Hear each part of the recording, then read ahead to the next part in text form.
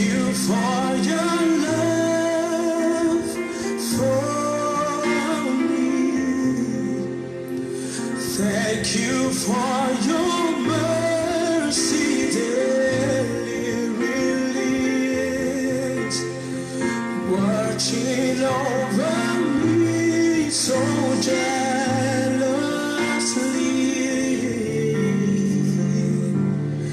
Lord, I thank you for your love for me. Lord, I thank you for your love for me.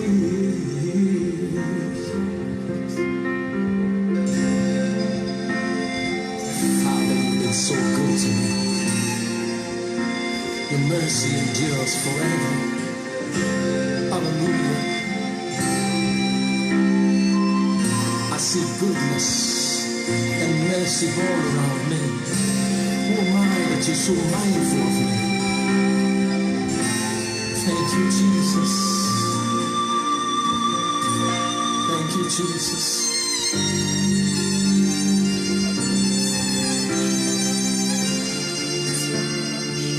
Hey, shall I be here this one?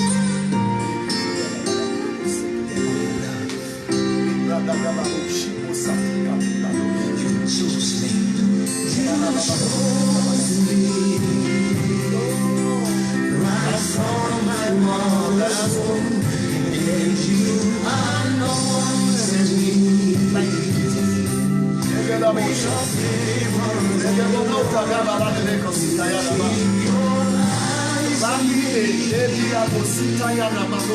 to accomplish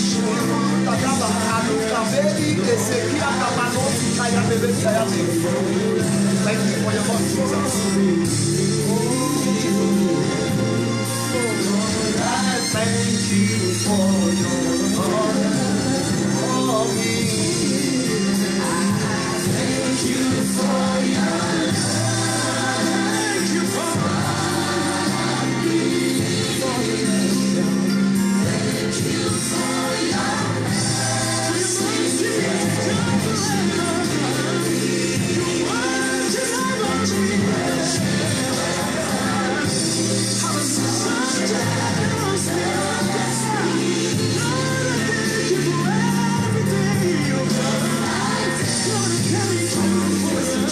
for your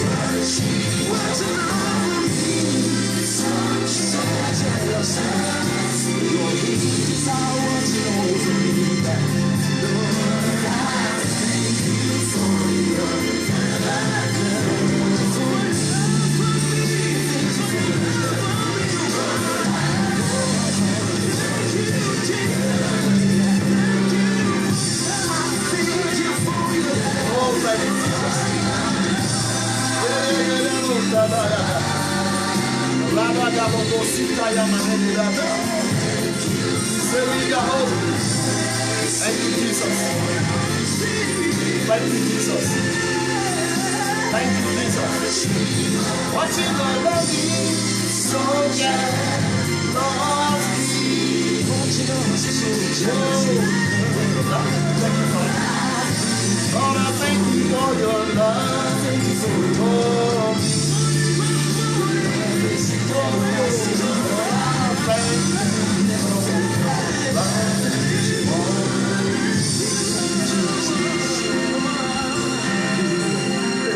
Hallelujah. Thank you, Jesus. Thank you, Jesus. Bàbá dúpẹ́ fún ìfẹ́ rẹ tó jinlẹ̀, èyí tó fi fà wá mọ́ra. Bẹ́ẹ̀ni wípé ìfẹ́ ni ayérayé ló fi fẹ́ wá. Báyìí wípé ẹ worú ìfẹ́ tí bàbá fi fẹ́ wá, tí a fi ń pè wá ní ọmọ Ọlọ́run. Ìfẹ́ tí ò jẹ́ kọ́ta ó borí. Ìfẹ́ tó rán gbogbo ọfà padà sórí ọlọ́fà. Ìfẹ́ tó ń dá èpè padà sórí elépè. Ìfẹ́ tó ń tú wọn ká níbi tán ti ń dáná rọ̀. Ìfẹ́ tó ń gbé ẹrù padà sórí ẹlẹ́rù. Ìfẹ́ tí ò gbà kan fọwọ́ tọ́ wa. Òlẹ́ńkẹ́ tó fọwọ́ tọ́ wa fọwọ́ tọ́ ọmọ lójú ẹ̀. Ìfẹ́ tó mú wa rìn lórí ejò àti àkékè àti lórí gbogbo agbára ọ̀tá. Òní kò sọ nǹkan tí a ṣe sí wa tí ó pa alára bó ti wù kó rí. Ìfẹ́ tó ń gba òǹdè lọ́wọ́ alágbára tó sì gba ìkógun lọ́wọ́ àwọn ẹni ẹ̀rù. Ìfẹ́ tó ń bá wọn jà níbi tó ti ń bá wa jà. Ìfẹ́ tó ń gba àwọn ọmọ wa là. Ìfẹ́ tó ń tú gbogbo ìgbèkùn. Ìfẹ́ tó ń já ìdè tó ń fọ́ ṣẹ̀kẹ̀ṣẹ̀kẹ̀. Ìfẹ́ tó ń yẹ ìpinnu ọ̀tá tó ń kí gbogbo àrékérekè àwọn èèyàn ṣákì. Ìfẹ́ ni ayérayé. Akọ́pẹ́ ìfẹ́ ni Ọlọ́run. Adúpẹ́ ní ọwọ́ rẹ láàárọ̀ bàbá wa ọ̀run. Ọlọ́run olódodo onífẹ́ jùlọ, ọba tí ìfẹ́ rẹ̀ kì í yẹ̀. Lórí ìfẹ́ tiẹ̀ kò sí network. Pé network ló tún lọ, ó tún dìgbà tó bá tún wá. Ayérayé nìfẹ́ kì í ṣákì, kì í kú, kì í sì ṣagbára nù. Agbé ọ̀gá lóòrọ̀ ní Ọlọ́run ìfẹ́ ní orúkọ Jésù. Olúwa gba ọpẹ́ wa. Láàárọ̀ ìyìn ọ̀rọ̀ rẹ lógo. Jẹ́ kí ọ̀rẹ́ ó sáré. Jẹ́ kí ọ̀rẹ́ ní ọlá. Yìn ọ̀rọ̀ rẹ lógo. Nípasẹ̀ iṣẹ́ ìránṣẹ́ yìí Olúwa jẹ́ kí ọ̀rọ̀ rẹ kan àgbáyé lára. Ògo rẹ kó di mímọ̀. Jẹ́ kí ìdáǹdè ó wà.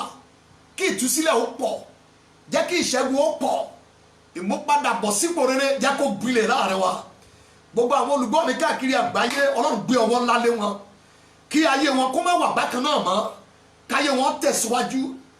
Gbogbo ìpòrúurú ọkàn lórúkọ Jésù kó di ayọ̀ ńlá. Ìbànújẹ́ yìí kó di ẹ̀rín. Ògo Ọlọ́run kó di mímọ̀. Ọlọ́run gbọ́ àdúrà náà. Ní ìparí ètò yìí Ọlọ́run Abraham, Isaac àti Jacob ó yá gba gbogbo ògo náà. Jẹ́ ká lè máa gbé ọ̀gá ní orúkọ ti Jésù Kristi Olúwa wa. Amen. Praise the Lord. Hallelujah. Amen. Láì gbà wá ní àkókò rárá kí a tó bẹ̀rẹ̀ sí lọ nínú iṣẹ́ ìránṣẹ́ tòwúrọ̀ òní. Gbogbo ẹ̀yàn mọ́lọ́run mo fẹ́ kẹ́ gbáradì níbi tí ẹ bá wà.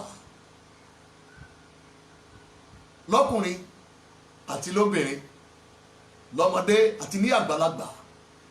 Orúkọ mi lẹ́ẹ̀kan sí ni Timothy Ọbáfẹ́mi, ọ̀kan nínú àwọn ọ̀rẹ́ yín nínú ìhìnrere Jésù Olúwa nínú ayé ìkẹyìn yìí. Ẹsẹ̀ àwọn tó mú ìrere àlàáfíà wá ti dára tó lórí òkè wọn nì. Mo jẹ́ ọ̀kan nínú àwọn agbẹnusọ Jésù Olúwa láàrin ayé, tí mo sì wà nínú ọ̀kan pàtàkì láàrin àwọn Jésù. Ìrere Jésù Olúwa mo tún wá láàárọ̀ yìí, èyí tó kún fún ìgbàlà àti ìdáǹdè fún gbogbo ẹni tó bá gbàgbọ́. Bíbélì pé gbà á gbọ́ fún ire rẹ ni. Ní òwúrọ̀ yìí, ibikíbi tí ẹ bá ti ń wò mí, ẹ jẹ́ á gba kókó àdúrà ẹ̀ka tó tẹ̀síwájú. Ìbùkún ńlá lolúwa tó mú tọ̀ wá lónìí, tí ó tún pa wá lẹ́rìn. Yóò fi ìràwọ̀ kún ìràwọ̀ wa lójú ogun ìkẹyìn yìí nípa tẹ̀mí. Yóò fún wa ní ìṣẹ́gun nínú ìwé wa. Wọ́n á tún kọ ìṣẹ́gun síbẹ̀ lẹ́ẹ̀kan sí láàárọ̀ yìí. So ní gbogbo ibikíbi tí ẹ bá ti ń wò mí, gbogbo ẹ̀yin ọmọ Ọlọ́run mo fẹ́ kẹ́ gbáradì. A ó pe orúkọ Jésù níbikíbi tí a bá wà. Ẹ gbàdúrà náà pẹ̀lú ìtara o. Mo ti máa ń sọ ní gbogbo ìgbà kò sú Ọlọ́run láti máa dáhùn àdúrà, ènìyàn ló máa ń sú láti gbàdúrà. Ẹ̀mí ń fẹ́ ṣùgbọ́n máa ń ṣe àìlera fara. Bíbélì pé máa gbàdúrà nígbà gbogbo láì sinmi àti láì ṣàárẹ̀. So ní ìkóríta yìí ibẹ̀ ni Sátánì sábà ti máa ń pa ọmọ Ọlọ́run láyò ní ọ̀pọ̀lọpọ̀ ọ̀nà. Ó máa introduce oríṣiríṣi àrékérekè ẹ̀ láti panú àdúrà nínú ayé onígbàgbọ́. Ṣùgbọ́n ìwọ tó bá pinnu pé ò ní gbà kí Sátánì panú àdúrà ẹ, ìṣẹ́gun bẹ fún ẹ. Ìwọ nìkan kọ́ ló jẹ́ ìrandíran ẹ, èyí tá tinú ẹ bí láyé, wọn ò ní bọ́ lọ́wọ́ effect àdúrà tó fi ní gbà.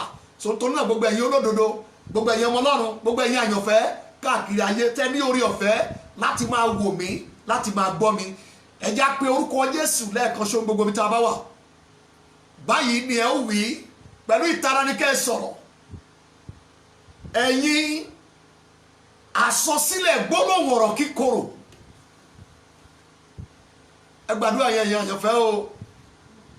Ẹ̀yin àsọsílẹ̀ gbólóhùn ọ̀rọ̀ kíkorò tẹ́ ń bá ayé mi ja ìjà líle ní ìkóríta àlàjá ògo rere. Ó ti fẹ́ débẹ̀, ọ̀rọ̀ tí wọ́n sọ ó dìde tì í. Ó ti fẹ́ kan ògo lára, ọ̀rọ̀ tí wọ́n sọ ó dìde ogun. Wọ́n ti fẹ́ gbé nǹkan ńlá fún, wọ́n ti fẹ́ ṣílẹ̀kùn fún láti jẹ́ èèyàn. Ọ̀rọ̀ tí wọ́n sọ sílẹ̀ tó ń gan ò mọ̀, ọ̀rọ̀ yìí dìde ó wípé ẹ dá padà, ẹ má gbé fún. Mo ń sọ nípa gbólóhùn ọ̀rọ̀ àsọsílẹ̀, ọ̀rọ̀ kíkorò èyí tó dìde tiẹ̀ lọ́jọ́ tí wọ́n fẹ́ fún ẹ nílẹ̀kùn tó ṣí. Ibi la ó ti gbàdúrà. Genesis 31 verse 32 ẹgbọ́n tí bẹ́ẹ̀lì wí. Lọ́wọ́ ẹnikẹ́ni tí ìwọ bá rí òrìṣà rẹ kí ó má ṣe wà láàyè. Ta ló sọ bẹ́ẹ̀? Jákọ́bù ló sọ bẹ́ẹ̀ níwájú Lábánì bàbá olóòṣà ṣùgbọ́n tó ní complain. Lábánì wá òrìṣà ẹ̀ ó sì lé Jákọ́bù ní àlé dojúbọlẹ̀. Bíbélì pé ṣe ló ń lé pẹ̀lú wìrìwìrì, ó ń lé pẹ̀lú ìkánjú nígbà tó bá Jákọ́bù. Mi ò ní kó o má sálọ ìwọ ọmọ yìí, bọ̀ nígbà tó ń sálọ kí ló tó jí òrìṣà mi gbé. Jákọ́bù ò mọ̀ ẹ̀gbọ́n tí Jákọ́bù wí níwájú Lábánì verse 32. Lọ́wọ́ ẹnikẹ́ni tí ìwọ bá rí àwọn òrìṣà ẹ kí irú ẹni bẹ́ẹ̀ má ṣe wà láàyè ní ojú àwọn arákùnrin wa wọ̀nyí. Wá ohun tí í ṣe tiẹ̀ lọ́dọ̀ mi kí o sì mú un sí ọ̀dọ̀ rẹ. Ẹ wá gbọ́n tí Báíbù wí o. Jákọ́bù kò sáà mọ̀ pé Rákélì ìyàwó rẹ̀ ó ti jí wọn. Ọ̀rọ̀ àsọsílẹ̀ ló dìde ti Rákélì nígbà tí wọ́n dé Fúrátì. Ó kù díẹ̀ kí wọ́n dé ilẹ̀ ìsinmi, ó kù díẹ̀ kí wọ́n dé ilẹ̀ ìmúṣẹ, ó kù díẹ̀ kí ìran ó ṣẹ. Ọ̀rọ̀ àsọsílẹ̀ látẹnu ọkọ ẹ̀ níjọ́sí tó sọ nígbà tí ó mọ̀ níwájú bàbá lóòṣà, ẹni tí ìbọ̀dì àti àfọ̀ṣẹ wà lára ẹ̀, bẹ́ẹ̀ yẹn bá ṣẹ́gbẹ̀ fúnra ẹ̀, àṣẹ tí ń bẹ lára Lábánì a sì lù lóde gbà. Lọ́jọ́ náà ohun tí Jákọ́bù sọ láìmọ̀ ó sì rí bẹ́ẹ̀. Nígbà tí Rákélì fẹ́ bí ọmọ, ọ̀rọ̀ àsọsílẹ̀ ọjọ́ sí ó lé lálébá. Kàkà kó jèrè ọmọ yẹn, ọjọ́ ìgbéga ọmọ yẹn sàárè Rákélì ni wọ́n fi dá mọ̀. Ẹ pé orúkọ Jésù olùgbàlà. Bíbélì pé ta ló ń sọ̀rọ̀ tó ń ṣe nígbà tí Ọlọ́run ò pàṣẹ. Ẹkùn Jeremiah 3:37 Báíbù wípé báyìí lolúwa wí, ìmọ̀ náà kì yóò dúró bẹ́ẹ̀ ni kì yóò ṣẹ. Isaiah 7:7 ẹ jẹ́ lọ gbàdúrà. Báíbù wípé ayé olódodo kúrò nínú ìyọnu, ènìyàn búburú á sì bọ́ sí ipò rẹ̀. Ìwé Òwe chapter 11 verse 8 ẹ pé orúkọ Jésù. Ẹ̀yin àsọsílẹ̀ gbólóhùn ọ̀rọ̀ kíkorò tẹ́ ń bá mi ja ìjà líle ní ìkóríta àlàjá ògo rere. Ẹ̀mí mímọ́ fi ẹ̀jẹ̀ yẹ ọ̀rọ̀ yẹn, ẹ yẹ ẹ́ dànù lórí mi. Ẹ pé Jésù yà dùà. Máa gbàdúrà níbi tó bá wà, máa gbàdúrà yẹn sà. Olúwa jẹ́ kí ọ̀rọ̀ yìí ó yẹ nípa ẹ̀jẹ̀ Jésù, jẹ́ kí ọ̀rọ̀ wọn ó yẹ. Ọ̀rọ̀ àsọsílẹ̀ gbólóhùn ọ̀rọ̀ kíkorò, àsọsílẹ̀ gbólóhùn ọ̀rọ̀ kíkorò èyí tó ń bá ayé mi jà lọ́jọ́ tá a fẹ́ ṣe mí lóore, èyí tó ń bá ayé mi jà lọ́jọ́ tí mo fẹ́ lọ ṣe interview, èyí tó ń bá ayé mi jà lọ́jọ́ tí mo fẹ́ ṣe mí lóore ńlá, èyí tó ń bá ayé mi jà níwájú olóore, eléyìí tó ń bá mi jà ìjà líle nígbà tí ìdáhùn àdúrà bọ̀, eléyìí tó ń bá mi jà ìjà líle tó ṣiṣẹ́ àtakò, tó ṣiṣẹ́ ìdènà, tó ṣiṣẹ́ àtàní níwájú olóore, níwájú aláàánú, níwájú Ọlọ́run bàbá, níwájú Ọlọ́run ọmọ, níwájú Ọlọ́run ẹ̀mí mímọ́. níwájú áńgẹ́lì mímọ́ ẹ̀yin gbólóhùn àsọsílẹ̀ gbólóhùn ọ̀rọ̀ kíkorò tẹ́ ń bá mi jà ìjà líle tẹ́ ń takò mí tẹ́ ń tata mí tẹ́ ń bá mi jà tẹ́ ń dí mi lọ́wọ́ tẹ́ ń dí mi lọ́nà nípa ẹ̀jẹ̀ Jésù Olúwa yẹ̀ dànù ẹ̀mí mímọ́ yẹ̀ ọ̀rọ̀ wọn dànù Olúwa yẹ̀ dànù Olúwa yẹ̀ dànù Ọlọ́run yẹ̀ ọ̀rọ̀ náà kò ní í ṣẹ bàbá gbọ́ àdúrà ní orúkọ Jésù Kristi Olúwa wa amen. ṣé ẹ gbàdúrà ẹ̀yẹ ọmọ Ọlọ́run ọ̀rọ̀ kan wà tí ò gbọdọ̀ ṣẹ èyí tí ń bẹ ńlẹ̀ nínú ìdílé yìí ọ̀rọ̀ yìí ò gbọdọ̀ ṣẹ lórí ẹ̀ mò ń ké mo fẹ́ kó pray Jákọ́bù ò mọ̀ pé ìyàwó òun ti jalè ó ti gbé òòṣà lóòṣà Jákọ́bù ló yẹ kókó béèrè lọ́wọ́ àwọn aráalé ẹ̀ pé ẹjọ́ ẹ wá ní gbogbo yìí o ṣé òṣè tó gbé òòṣà kàkà kó ṣe bẹ́ẹ̀ ó ní kí Lábánì kó lọ túlé orí ìtúlé nìyẹn wà Jákọ́bù ní rárá jẹ́ ń sọ kankan kó o tó lọ máa túlé sórí owó ẹnikẹ́ni tó o bá ti bá òrìṣẹ́ láàrin wa ń bí kí ẹni yẹn má ṣe wà láàyè Jákọ́bù gbàgbọ́ pé kò sẹ́ni tó jí òrìṣà láàrin wọn ṣùgbọ́n torí ẹni tó bímọ fún ẹnìkan tó lóyún lẹ́gbẹ̀ẹ́ tó ti yàgàn rí tó fẹ́rẹ̀ ẹ̀ tó torí ẹ̀ dóníyàwó méjì tó torí ẹ̀ dóníyàwó mẹ́rin àṣé Rákélì kò gba Ọlọ́run Jákọ́bù gbọ́ òrìṣà bàbá ẹ̀ olóńgbẹ lórí àyà ẹ̀ pé tọ́lọ́run Jákọ́bù bá fẹ́ ni òun òrìṣà lé bàbá òun ò lè dalẹ̀ ó sì jí òrìṣà yẹn gbé gbogbo ẹ̀ńtẹ́ ka Bíbélì dáadáa Lábánì wá wá òrìṣà wọlé yàrá tiẹ̀ Bíbélì pé ṣe ló jókòó ó wá sọ fún bàbá lòun ṣe mẹ́ṣẹ́ṣẹ́ lọ́wọ́ àṣé orí òrìṣà yẹn ló jókòó sí ọ̀rọ̀ tí Jákọ́bù sọ ó lọ into time ó lọ into space lọ́jọ́ tó ń rọ bí ọmọ oh my God ẹ̀yin ọmọ Ọlọ́run ogun kì í dédé dìde ọ̀rọ̀ kan wà tí wọ́n fi pe ogun kó máa tẹ̀lé ẹ bí òjijì ọ̀rọ̀ kan wà tí wọ́n ní kó máa takò ẹ lọ́jọ́ tó máa fẹ́ ṣe ẹ lóore ńlá ọ̀rọ̀ kan wà tí wọ́n ní kó máa takò ẹ lọ́jọ́ tí ọkọ ẹ bá fẹ́ ṣe ẹ lóore tọkọ ẹ bá fẹ́ ra nǹkan ńlá tọkọ ẹ bá fẹ́ tọ́jú ẹ ọ̀rọ̀ yẹn á sì dìde pé ewúrẹ́ lélẹ́yìn wọn kì í tọ́jú ewúrẹ́ wọn máa ń nà mí ẹ já lọ gbàdúrà níbo ni ọ̀rọ̀ àsọsílẹ̀ tó ti ń bá ẹ jà níbo ni ọ̀rọ̀ àsọsílẹ̀ tó ti ń jà ẹ lógun níbo ni ọ̀rọ̀ àsọsílẹ̀ ó ti ti gbogbo lẹ̀kùn mẹ́ ẹ láyé níbo ni ọ̀rọ̀ àsọsílẹ̀ lọ́jọ́jọ́ títí wọ́n gẹ́ ọmọ tó lé gbogbo lóore lùgbẹ́ tó lé gbogbo aláàánú wọgbó lọ pé wọn gbọ́dọ̀ tọwọ́ bá yí ẹ̀ṣin ẹ lóore ẹ pé orúkọ Jésù pẹ̀lú ìtara ọ̀rọ̀ tí wọ́n sọ sílẹ̀ ní ayé ẹlòmíì ló ń fún ní disappointment ní gbogbo gbàtàwọn yẹn bá ti fún appointment ọ̀rọ̀ àsọsílẹ̀ wà pẹ̀lú eléyìí àwọn ọmọ lágbájá ní ìdílé lágbájá ẹ má ṣe àwọn ọmọ rẹ̀ lóore ẹ jẹ́ ká máa tọrọ oúnjẹ káàkiri ọjọ́ ayé wọn ẹ pé orúkọ Jésù olùgbàlà ẹ gbà ní ẹ̀kan sí ẹ̀yin àsọsílẹ̀ gbọ́dọ̀ ọ̀rọ̀ kíkorò tẹ́ bá ayé mi jà ìjà líle ní ìkóríta àlàjá ògo rere ẹ̀mí mímọ́ nípa ẹ̀jẹ̀ Jésù jẹ́ kí ọ̀rọ̀ yẹn ó yẹ lórí ayé mi ẹ pé Jésù yà dùà yẹsà ẹ máa gbàdúrà yẹn Olúwa fi ẹ̀jẹ̀ yẹ dànù Olúwa fi ẹ̀jẹ̀ yẹ dànù Olúwa fi ẹ̀jẹ̀ yẹ dànù àsọsílẹ̀ gbọ́dọ̀ ọ̀rọ̀ kíkorò nílé bàbá àsọsílẹ̀ gbọ́dọ̀ ọ̀rọ̀ kíkorò nílé ìyá àsọsílẹ̀ gbọ́dọ̀ ọ̀rọ̀ kíkorò nílé àná àsọsílẹ̀ gbọ́dọ̀ ọ̀rọ̀ kíkorò lágbóolé wa àsọsílẹ̀ gbọ́dọ̀ ọ̀rọ̀ kíkorò àwọn alálẹ̀ ìlú tí mo wà eléyìí tó ń takò mí tó ń di ayé mi lọ́wọ́ tó ń di iṣẹ́ mi lọ́wọ́ ó yá máa gbàdúrà mọ́ bàbá ẹ̀mí mímọ́ nípa ẹ̀jẹ̀ Jésù jẹ́ kí ọ̀rọ̀ yẹn yẹ Olúwa yẹ lórí àyànmọ́ mi Olúwa yẹ ọ̀rọ̀ náà lórí kádàrá mi ẹ̀mí mímọ́ yẹ ọ̀rọ̀ yìí kò gbọ́dọ̀ ṣẹ ta ló ń sọ̀rọ̀ tó ń ṣẹ ta ló wí tó sì ń ṣẹ nígbà tí Ọlọ́run ò pàṣẹ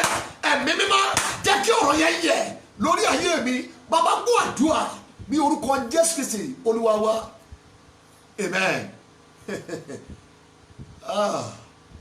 Mo gbàdúrà gbogbo ẹ̀yà àyànfẹ́ Ọlọ́run tẹ̀ wò mí tẹ́ bá lórí ọ̀fẹ́ ṣe náwó yín sí screen yẹn bẹ́ẹ̀ ni sà bí Olúwa ti bẹ tí ẹ̀mí ẹ̀ wà mo fẹ́ nu Olúwa súre fún ẹ àsọsílẹ̀ àsọkalẹ̀ gbólóhùn ọ̀rọ̀ ibi àsọsílẹ̀ gbólóhùn ọ̀rọ̀ kíkorò èyí tó ń dìde tó ń bá ẹ jà ní ìkóríta ìyanu ní ìkóríta ìṣẹ́gun ní ìkóríta àlàjáde rẹ̀ ní ìkórìtà ògo rere láyé lónìí nípa agbára tó wà nínú ẹ̀jẹ̀ Jésù ọ̀rọ̀ yẹn yẹ̀ lórí ẹ̀, ọ̀rọ̀ yẹn ò ní ṣẹ. Mo fi ẹ̀jẹ̀ Jésù rọ padà kí ọ̀rọ̀ yẹn yẹ̀ lórí ẹ̀ láti nínú kí ìpinnu Ọlọ́run ó gbilẹ̀, ìpinnu ọ̀run ṣẹ lórí ẹ̀. Ó ti rí bẹ́ẹ̀, ògo ni forúkọ Olúwa ní orúkọ Jésù Kristi Olúwa wa, amen. Praise the Lord, hallelujah. Mo kí gbogbo èèyàn mọ Ọlọ́run lẹ́ẹ̀kan sí lórúkọ Jésù, yóò dára fún yín. Ìpàdé àárọ̀ mi fẹ́ kẹ́ fi àkórí yẹn ṣeré níbi tẹ́ bá wà. Jacob wípé Olúwa ń bẹ ní èmi kò sí mọ̀, Ọlọ́run wà níbí. Ezekiel wípé ẹ̀mí sì wọnú mi lọ nígbà tó ń bá mi sọ. Nǹkan kan lè tinú screen yẹn jáde ayé rẹ̀, ó dá lórí ibi tí ọkàn ẹ̀ jókòó sí. So láti connect. Ọlọ́run fún mi ní orí ọ̀fẹ́ kan pàtàkì nínú iṣẹ́ ìránṣẹ́ mi, nínú ìrìnàjò ayé mi, nínú iṣẹ́ yìí. Ọ̀pọ̀lọpọ̀ ìdáwọ́lé, ọ̀pọ̀lọpọ̀ agbára Ọlọ́run, ọ̀pọ̀lọpọ̀ orí ọ̀fẹ́ ni mo tinú ayélujára gbà látọ̀dọ̀ àwọn ohun èlò tí Ọlọ́run lò tí wọ́n wà níwájú. Orí ọ̀fẹ́ ńláńlá pọ̀ nínú ẹ̀. Connect sopọ̀ láti inú fọ́nrán tó ti wò mí látọjú òpó yẹn. Bíbélì pé ọ̀rọ̀ wọn ni tí mo sọ fún yín ẹ̀mí ni ìyè sí ni.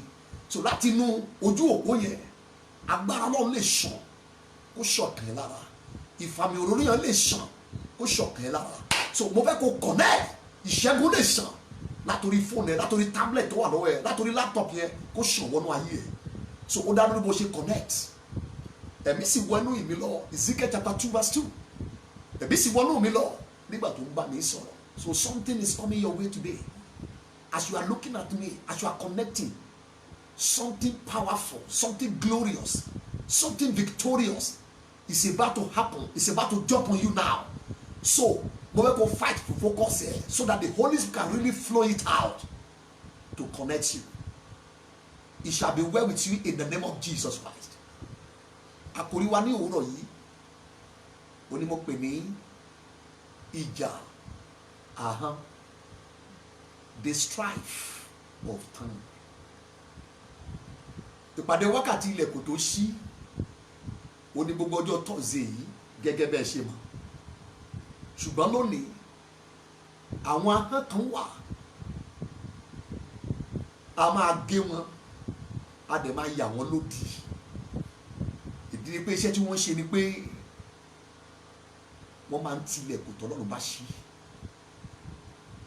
Àwọn ahọ́n kan wà, a ní láti yà wọ́n lódì, a ní láti tì wọ́n pa. Àwọn ahọ́n kan wà èyí tí ọ̀tá ti gbé dìde pé kó máa ti gbogbo lẹ̀kùn níbikíbi tó bá wọ̀. Láàárọ̀ yìí, I want you to connect. The glory of God is about to jump on you in a higher level.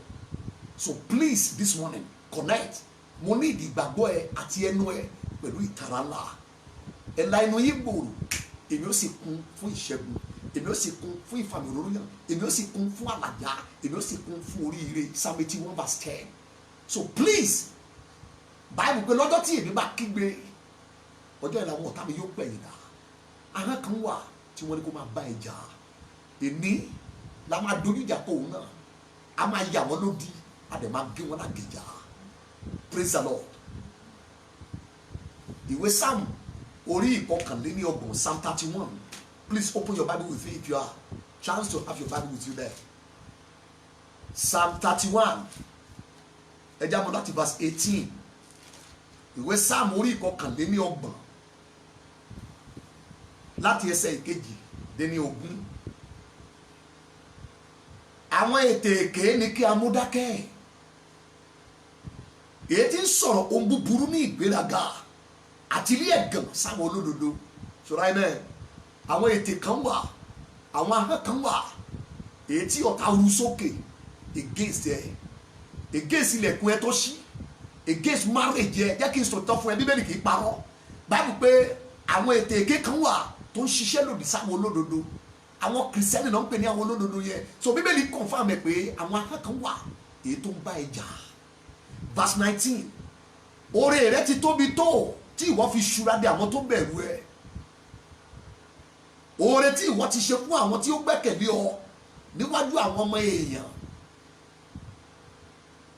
Now bí oore yẹn ṣe pọ̀ tó ẹ wá wo verse 20, ohun tó ń bá oore Ọlọ́run jà láyé èèyàn. Verse 20, ìwọ pa wọ́n mọ́ ní ibi ìkọ̀kọ̀ iwájú ẹ̀ kúrò nínú ìdìmọ̀lù àwọn ènìyàn. Ìdìmọ̀lù àwọn ènìyàn. Ìdìmọ̀lù àwọn ènìyàn. Ìwọ pa wọ́n mọ́ ní ìkọ̀kọ̀ nínú àgọ́ kan kúrò nínú ìjà ahọ́n. Oore Ọlọ́run ni wọ́n stabilize ní verse 19. Ṣùgbọ́n kí ni ọ̀tá ṣe láti bá oore Ọlọ́run jà láyé èèyàn? Ọ̀kan gbòógì nínú oore Ọlọ́run ó ní nígbà tí Ọlọ́run bá fún èèyàn ní ilẹ̀kùn tó ṣí. Oore Ọlọ́run ni nígbà tá a bá ṣí ilẹ̀kùn fún ẹ. Oore Ọlọ́run ni nígbà tá a bá fún business ẹ ní open doors. Oore Ọlọ́run ni nígbà tá a bá fún marriage ẹ, tá a bá fún finance ẹ ní open doors. Oore Ọlọ́run ni. Ṣùgbọ́n oore Ọlọ́run yìí bó ṣe gàgà sí ara tó jẹ́ kàyéfì sí ayé èèyàn níwájú àwọn èèyàn. Bíbélì pé ọ̀tá kan wà tó ń lo ìjà ahọ́n. Ìjọba tó fẹ́ ṣe ó fẹ́ tilẹ̀kùn yẹn pa. Ìnira ni fún ọkùnrin náà lọ́jọ́ tó bá tilẹ̀kùn mọ́. Àlàáfíà ni fún ọkùnrin náà obìnrin náà nígbà tá a bá ṣílẹ̀kùn fún. Ọ̀rọ̀ ilẹ̀kùn ṣíṣí nínú Bíbélì yìí kì í ṣe ọ̀rọ̀ kékeré rárá. Toró dojúkọ Jésù olùgbàlà fúnra rẹ̀. So tá a bá ṣe léyìí sí igi tútù mélòó mélòó igi gbígbẹ. Jésù olùgbàlà ní igi tútù. Èmi àti ẹ òun ni ló fi wé igi gbígbẹ. Ṣùgbọ́n nínú Jésù olùgbàlà Bíbélì pé Jésù ti fàpẹrẹ lélẹ̀ kí àwa náà lè máa tọ́ ipasẹ̀. Ilẹ̀kùn tó bá pe Jésù níjà ilẹ̀kùn máa pè wọ́n náà níjà ó máa pè mí náà níjà. Ṣùgbọ́n Bíbélì sọ nínú ìwé orí 3 ẹsẹ̀ kọjọ pé èmi gbélẹ̀kùn tó ṣí kalẹ̀ wájú ẹ̀. Ọjọ́ tó ti di born again, ọjọ́ tí mo ti di born again, ọjọ́ ni wọ́n ti gbé ilẹ̀kùn tó ṣí kalẹ̀ níwájú èmi àti ẹ. Kí ló jẹ́ ó ṣí? Torí pé Jésù parí iṣẹ́ yẹn òun ni wọ́n fi ṣí gbogbo lẹ̀kùn níwájú ẹ níwájú mi. Ṣùgbọ́n ìjà kan wà Bíbélì pè ní ìjà ahọ́n eléyìí tí ọ̀tá máa ń lò ní ìkẹyìn yìí láti tilẹ̀kùn eléyìí tá a fún ayé ènìyàn tó ṣí. Jákọ́bù orí 3 apàdàbọ̀ nínú orí Sámúẹ́lì. Jákọ́bù orí ẹlẹ́ẹ̀kẹta ẹ̀já wọn tí Bíbélì sọ nípa ahọ́n. Jákọ́bù orí 3 ẹsẹ̀ 6.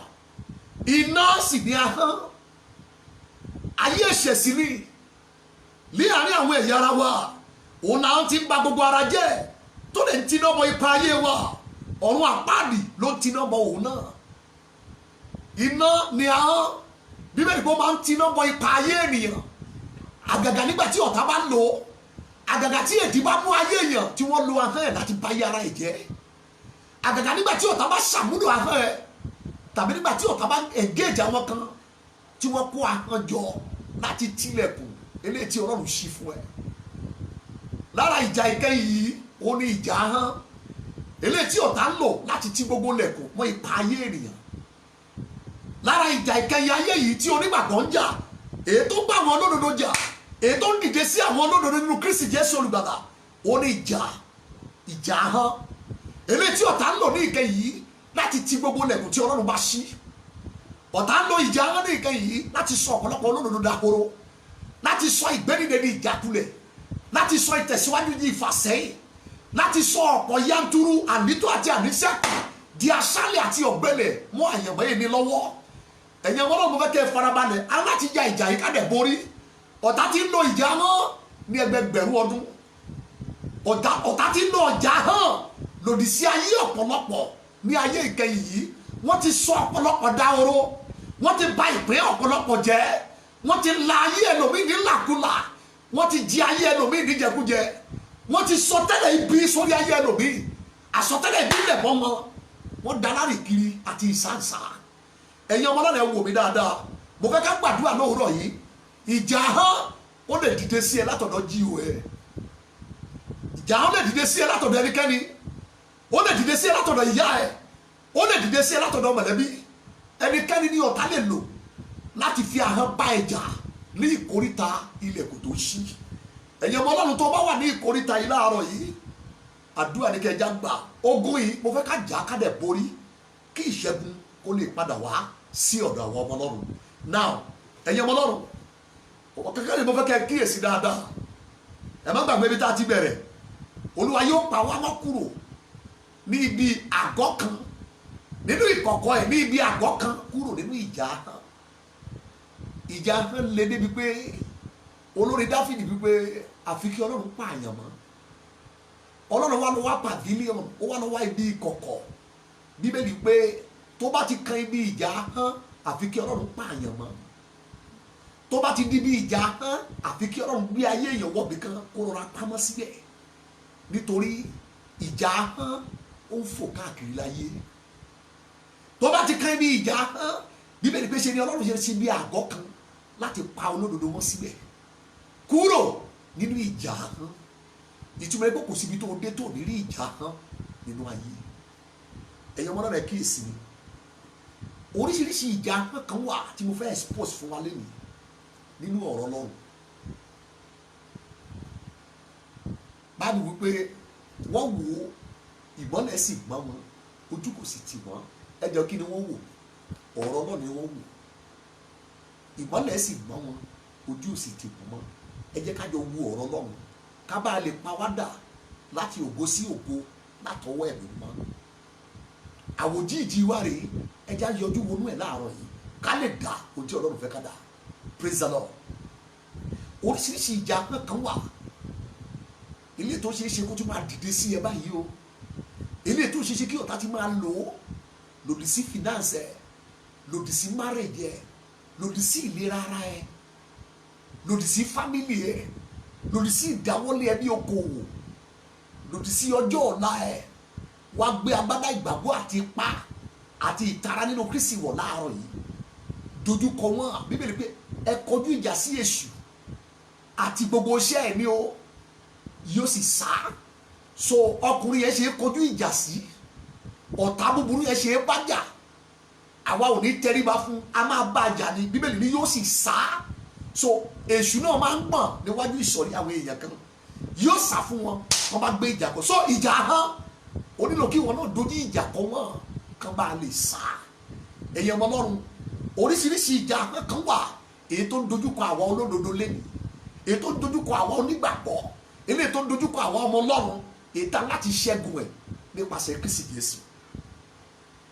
Number one ẹ tẹ́tí sí mi dáadáa ẹ̀yin àyànfẹ́ ìjà àwọn àkọ́kọ́ wo ni mo pè ní ahọ́n tó ń fọ́ nǹkan ahọ́n tó ń fọ́ ni breaking tongue oríṣiríṣi ìjà ahọ́n òní mo fẹ́ gbẹ́nu léyìí. Number one ìjà ahọ́n kan wà tí mo pè ní breaking tongue àwọn ahọ́n tó máa ń fọ́ nǹkan nífọ̀kúfọ̀ àpẹẹrẹ mi rèé nínú ìwé Jóòbù Job chapter 19 Job 19 and verse number 2 ẹ wo tí Bíbélì wí Job 19 verse 2 yóò ti pẹ́ tó tí ẹ̀yin yóò fi máa bà mí nínú jẹ́ tí ẹ̀yin yóò fi máa fi ọ̀rọ̀ kún mí ní ìjàǹjà ẹjọ́ sà kí ló máa fi ń kun nǹkan lódò ẹran ọ̀bẹ náà fi ń kun nǹkan but ẹgbọ́n tí Bíbélì òkè ń parọ́ mà èdè tí Bíbélì bá ti lò ní kẹjá lò ẹ má jà jáde mbẹ kí ló dé tí ẹ fi ọ̀rọ̀ kún mí so yàtọ̀ sí ọ̀bẹ bí ọ̀bẹ ṣe máa ń kun ẹran Bíbélì pé àwọn ahọ́n kan wà tó máa ń fi ọ̀rọ̀ kún ènìyàn wọ́n á kún wẹ́lẹ́wẹ́lẹ́ wọ́n á já yẹ́lẹ́yẹ́lẹ́ wọ́n á gé yẹ́lẹ́yẹ́lẹ́ wọ́n á gé bálabàlá wọ́n á gé rádaràda ahọ́n tó fi ọ̀rọ̀ kún ayé ènìyàn bí ẹni kún ẹran tó fi ń kún ayé ènìyàn bí ọ̀bẹ ẹ lọ bèèrè lọ́wọ́ àwọn lápáta wàá rí odidi màálù tí wọ́n fi ọ̀bẹ kún wọ́n dẹ̀ kún wẹ́lẹ́wẹ́lẹ́ bẹ́ẹ̀ ni àwọn ahọ́n kan wà tó máa ń fi ọ̀rọ̀ kún ayé ènìyàn wẹ́lẹ́wẹ́lẹ́ odindi lọ́lọ́run dá wọ́n dẹ̀ fi ọ̀rọ̀ wọ́n fi kún yẹ́lẹ́yẹ́lẹ́ Bíbélì ló sọ bẹ́ẹ̀ mi ò parọ́ ẹ̀yin ọmọ Ọlọ́run iṣẹ́ wo làwọn ahọ́n yìí máa ń ṣe nínú ayé èèyàn.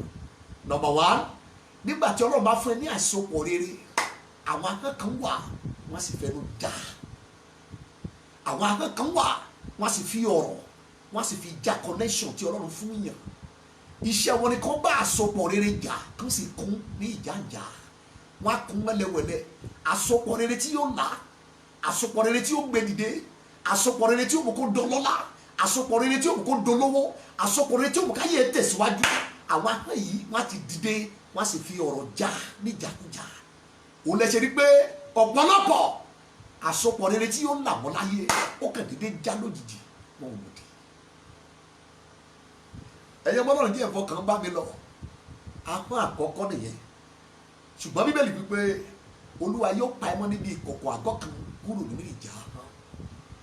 Ahọ́n kejì ó ní mo pè ní ahọ́n tó ń pani, killing tongue. Ahọ́n tó ń pa nǹkan, ahọ́n tó ń gbẹ̀bí nǹkan, ahọ́n tó ń sọ nǹkan dòkú. Oore ó wà pẹ́rẹ́ rèé nínú ìwé àwọn ọba kìíní orí ìkọkàndínlógún 1 Kings chapter 19 ẹ wo verse 2 ẹsẹ̀ kejì. Nígbà náà ni Jésíbẹ́lì rán oníṣẹ́ kan sí Èlíjà. Gbogbo yín lẹ mọ̀ Èlíjà nínú Bíbélì, wòlíì Ọlọ́run tó jẹ́ kìkì iná látàárọ̀ dalẹ́. Jésíbẹ́lì gbogbo yín lẹ mọ̀ nínú Bíbélì, àpèlé kan wà tí Bíbélì fi kọ́ nípa obìnrin tán pè ní Jésíbẹ́lì. Bíbélì pè ní àjẹ́. Èmi kọ́ mo sọ bẹ́ẹ̀, Bíbélì ló sọ bẹ́ẹ̀ o. Jésíbẹ́lì àjẹ́ tí Báíbù pè nìyẹn. So àjẹ́ kan rèé tó dìde tó ló wòlíì Ọlọ́run ní àdédojúbolẹ̀. Ẹgbọ́n tó wí nígbà náà ni Jésíbẹ́lì rán oníṣẹ́ kan sí Èlíjà wípé bẹ́ẹ̀ ni kí àwọn òrìṣà kí ó ṣe sí mi àti jù bẹ́ẹ̀ lọ pẹ̀lú bí èmi kò bá ṣe ẹ̀mí ẹ̀ dàbí ọ̀kan nínú àwọn tó pa ní ìwòyí ọ̀la. Káyà màláyàdá. Jésíbẹ́lì àjẹ́ ó fi ọ̀rọ̀ ránṣẹ́ sí wòlíì Ọlọ́run láti inú ahọ́n àjẹ́. Ní kí ni ọ̀rọ̀? Ó ní ìwòyí ọ̀la gbogbo àwọn wòlíì tó pa lẹ́yìn tó pe iná sọ̀ tó pa wọ́n létí dò, gbogbo àwọn wòlíì tó pa yẹn bẹ́ẹ̀ ni màá ṣe pa ìwọ náà ní ìwòyí ọ̀la. Ó wá fi òrìṣà ó fi búra. Ó ní tóun ò bá pa ẹ́ lọ́la kí òrìṣà pa ò di. Ahọ́n ìyá àjẹ́ Jésíbẹ́lì ó fi ọ̀rọ̀ kíkorò ọ̀rọ̀ ikú ó fi ránṣẹ́ sí Èlíjà pé màá pa ẹ́ ní ìwòyí ọ̀la bó ṣe pa àwọn wòlíì ní etídò.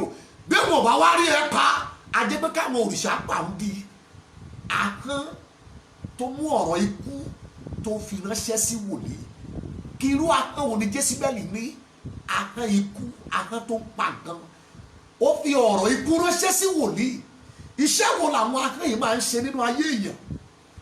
Irú àwọn ahọ́n báyìí ó ní kí wọ́n fi ọ̀rọ̀ tó ń pa nǹkan, ọ̀rọ̀ tó ń pa ìrú sókè nínú ayé èèyàn.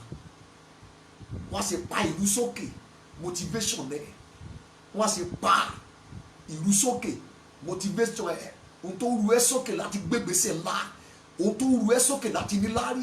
Iṣẹ́ wọn ni kí wọ́n fi ọ̀rọ̀ yẹn kí wọ́n fi pa ìtara nínú ayé èèyàn, pàápàá ìtara mímọ́, ìtara gíga, ìtara ọ̀run nínú ayé èèyàn láti tẹ̀síwájú.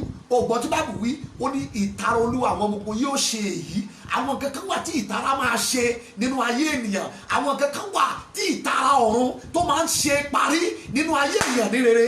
Ìtara Olúwa àwọn ọmọ ogun yóò ṣe èyí. Kí ni ọ̀tá máa ń ṣe? Wọ́n máa ń fi ọ̀rọ̀ pa ìtara, ìrúsókè, ìgbésẹ̀, ọgbọ́n, ìmọ̀, advice tó bá dáa, ìmọ̀ràn rere wọ́n á sì fi ọ̀rọ̀ pa. Ìgbésẹ̀ rere wọ́n á sì fi ahọ́n pa. Àṣeyọrí rere wọ́n á sì pa wọ́n pa. Jésíbẹ́lì ó ní bọ́ ìwọ Èlíjà, màá fi ahọ́n mi pa ẹ́, màá fi ahọ́n mi pa ẹja. Ó sì fi ọ̀rọ̀ ikú ránṣẹ́ sí wòlíì.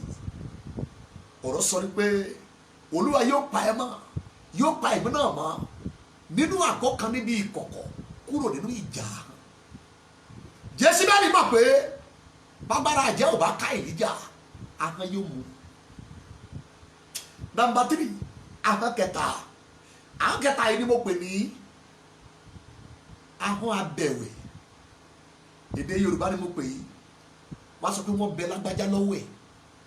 Ahọ́n abẹ̀wẹ̀, ahọ́n tá a lọ yá, ahọ́n tá a yá lò, ahọ́n tá a bẹ̀ lọ́wọ́ ẹ̀ lòdì sí ayé ènìyàn.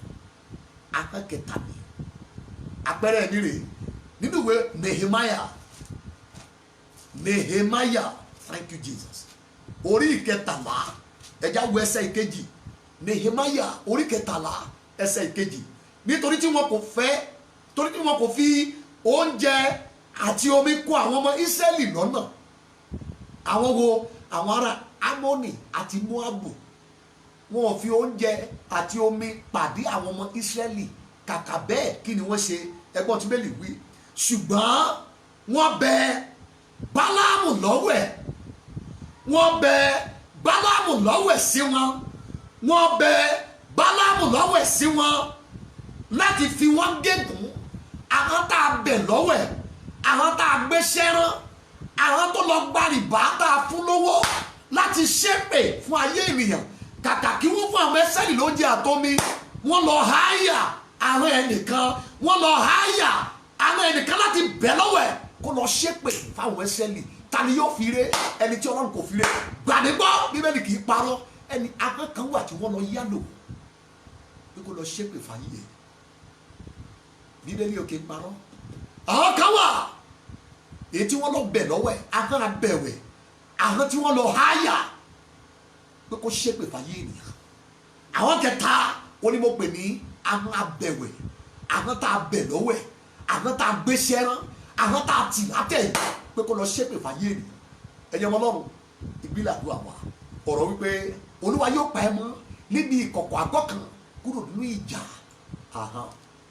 Number 4 àwọn kẹrin àwọn ẹlẹ́ẹ̀kẹrin onímọ̀pẹ̀ ní ahọ́n tó ń bani jẹ́ slanderous tongue ahọ́n tó ń bani lórúkọ jẹ́ ahọ́n tó máa ń bàyàn jẹ́ pàápàá níwájú Ọlọ́run tàbí níwájú olóore àpẹẹrẹ mi rèé nínú ìwé Sámúẹ́lì kejì orí ìkọkàndínlógún 2 Samuel chapter 19 láti verse 26 ìtàn yìí gùn gan díẹ̀ bọ̀ mo fẹ́ sunkì gbogbo ilẹ̀ jẹ́ olùkà Bíbélì ọkùnrin kan wà ní ìgbà ayé Dáfídì tí wọ́n pè ní Síbà ìránṣẹ́ ló jẹ́ fún Jonathan ọmọ Sọ́ọ̀lù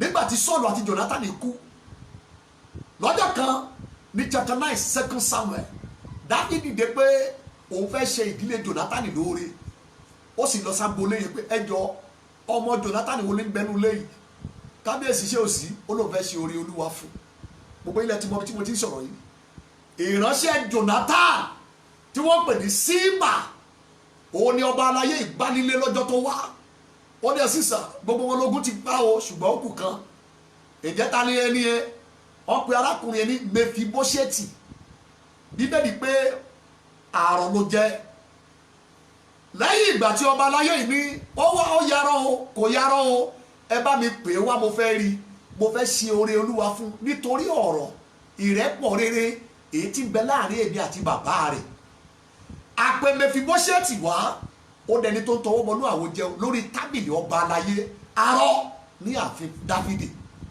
gbogbo yìí lẹ́mọ̀ ìtàn yìí lẹ́yìn náà ǹjẹ́ kí ni kọ́ńtẹ̀ǹtì oore tí Dáfídì fẹ́ ṣe fún Mẹfibóṣẹ́tì ẹ̀ka Bíbélì yìí dáadáa báyìí pé gbogbo ẹ̀tọ́ Jónátánì gbogbo oríire tó ń bẹ nílé Sọ́ọ̀lù gbogbo oríire tó ń bẹ nílé Jónátánì Dáfídì wípé ọba ba lórí ohun gbogbo mo dá gbogbo ire yẹn mo kó sórí ìwọ Mẹfibóṣẹ́tì láti ní lọ nítorí náà Síbà ìránṣẹ́ Jónátánì ló jẹ́ nígbà ayé rẹ̀ ìránṣẹ́ náà ló tó máa jẹ́ lẹ́yìn ikú ẹ̀ tó tó náà máa ṣe ìránṣẹ́ fún Mẹfibóṣẹ́tì gbogbo oríire tí ń bẹ nílé Jónátánì tí ń bẹ nílé Sọ́ọ̀lù ìwọ ni kò máa administer ẹ̀ mo fi jí Mẹfibóṣẹ́tì látòrí lọ kí ìwọ náà máa ṣerú ẹ̀ ẹ̀yin ọmọ Ọlọ́run lẹ́yìn ọdún díẹ̀ tí ìṣòro dé bá Dáfídì tí Absalomu lé kúrò láàfin tó dẹni tó lọ gbé ijù Síbà dìde ẹgbọ́n tó ṣe 2 Samuel chapter 19 láti verse 26 ó sì dáhùn wípé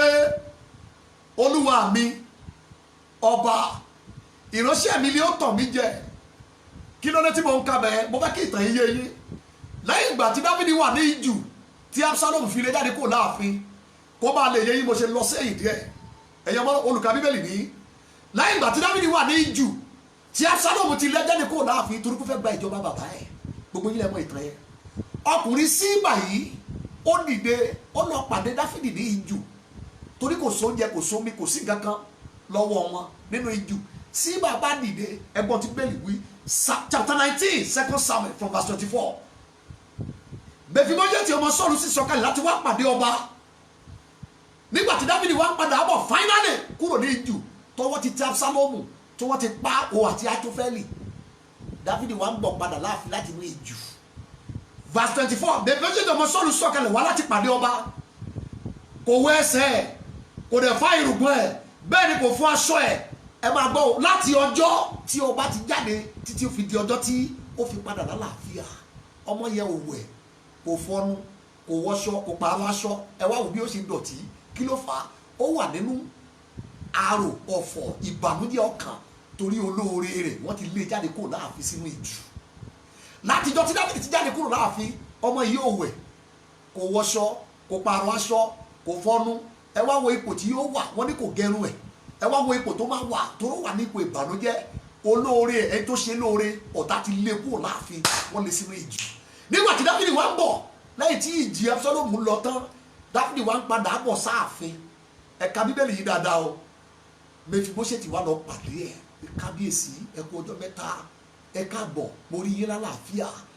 Kí ni Dáfídì sọ fún? Verse 25 ó sì ṣe nígbà tóun sì wá sí Jerusalem láti wá pàdé ọba ọba sì fún pé èé ṣe tí ìwọ kò fi bá mi lọ Mèfíbóṣẹ́tì ṣé bó lóore rẹ ni mo jẹ́ pẹ̀lú gbogbo oore tí mo ṣe ẹ́ lákòókò tó gún dé sí mi o ò dẹ̀ jáde láàfin o ò tiẹ̀ bá mi lọ kí wọn náà bá mi jẹ nínú ìyà tí mo jẹ. Ẹ wá gbọ́ tí Mèfíbóṣẹ́tì wí verse 26 ó sì dáhùn wípé olúwa mi ọba ìránṣẹ́ mi Síbà òun ló tàn mí jẹ nítorí ìránṣẹ́ rẹ ti wípé èmi ó di kẹ́tẹ́kẹ́tẹ́ ní gàárì èmi ó gùn èmi ó sì tọ́ ọba lọ nítorí ìránṣẹ́ rẹ yarọ. Ẹ gbọ́ ẹ máa kíyèsí o ní verse 27 ó sì sọ̀rọ̀ ó tó wà mẹ́yẹ ó sọ nípa Síbà ẹrú Mèfíbóṣẹ́tì èyí tó jẹ́ ẹrú fún Jónátánì ní ìgbà ayé rẹ̀ èyí tí Dáfídì fi jí Mèfíbóṣẹ́tì kó máa ṣe ìránṣẹ́ fún. verse 7 Síbà sì sọ̀rọ̀ ìbàjẹ́ Síbà sì sọ̀rọ̀ ìbàjẹ́ sí ìránṣẹ́ rẹ fún olúwa mi ọba. Ẹjọ́ wo ni Mèfíbóṣẹ́tì fi sùn Dáfídì nígbà tí Dáfídì fẹ̀sùn kan Mèfíbóṣẹ́tì pé kò tẹ̀lé òun lọ sí ijù nígbà tí ìyà ń jẹun. Síbà ní Mèfíbóṣẹ́tì ní kábíyèsí kò sí lọ́kàn mi o láti má bá yín lọ lọ́jọ́ tí Absalomu ti lé yín kúrò láàfin ni mo ti wá kẹ́tẹ́kẹ́tẹ́ àbí ẹṣin láti mo ti prepare láti gún ẹṣin yẹn tẹ̀lé yín lọ ṣùgbọ́n ìránṣẹ́ mi Síbà tẹ́ fi tì mí òun ló sọ̀rọ̀ ìbàjẹ́ òun ló parọ́ mọ́ mi níwájú yín.